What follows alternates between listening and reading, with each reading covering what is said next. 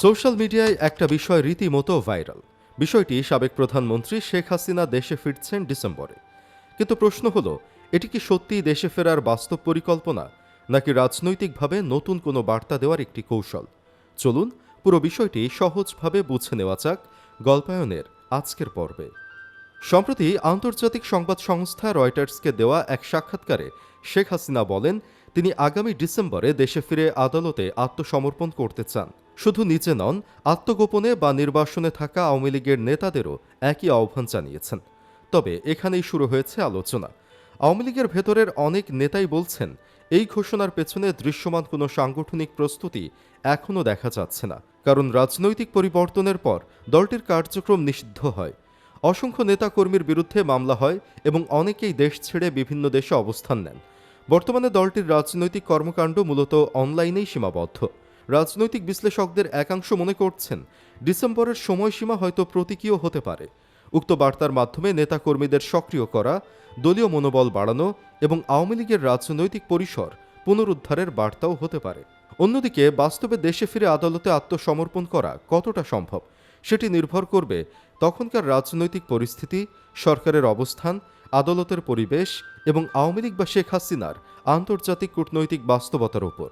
আরেকটি গুরুত্বপূর্ণ বিষয় হল, বর্তমানে শেখ হাসিনার বিরুদ্ধে একাধিক মামলা চলমান। আন্তর্জাতিক অপরাধ ট্রাইব্যুনালেও তার বিরুদ্ধে বিচার চলছে এবং আগের একটি রায়ে তাকে দণ্ডিত করা হয়েছে।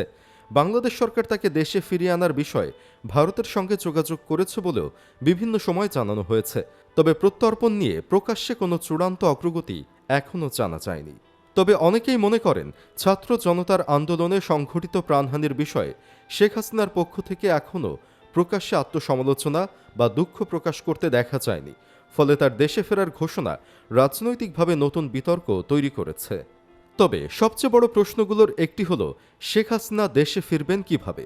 তিনি কি বৈধ পাসপোর্ট ব্যবহার করে দেশে প্রবেশ করবেন, নাকি বিশেষ পরিস্থিতিতে ট্রাভেল পাস বা অন্য কোনো কূটনৈতিক ব্যবস্থার মাধ্যমে ফিরবেন? বিষয়টি নিয়ে এখনও কোনো আনুষ্ঠানিক ব্যাখ্যা পাওয়া যায়নি।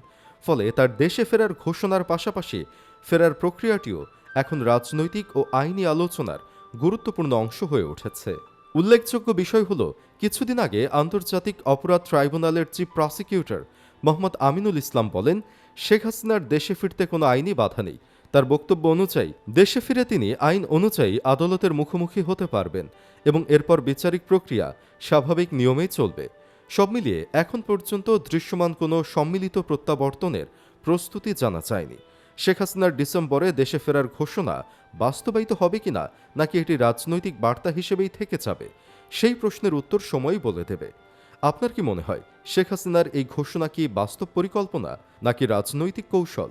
আপনার মতামত কমেন্টে জানান।